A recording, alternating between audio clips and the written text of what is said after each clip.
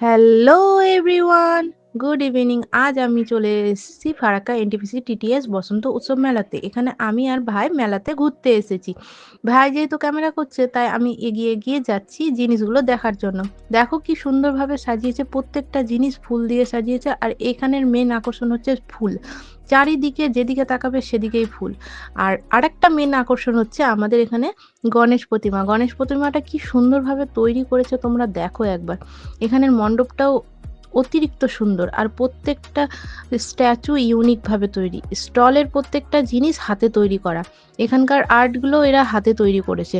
আর দেখো কত সুন্দর সুন্দর বড় বড় ফুল, যেদিকে তাকাচ্ছি সেদিকেই ফুল, নানান রকমের নানান রঙের। মাথা খারাপ করে দেওয়ার মতন জিনিস।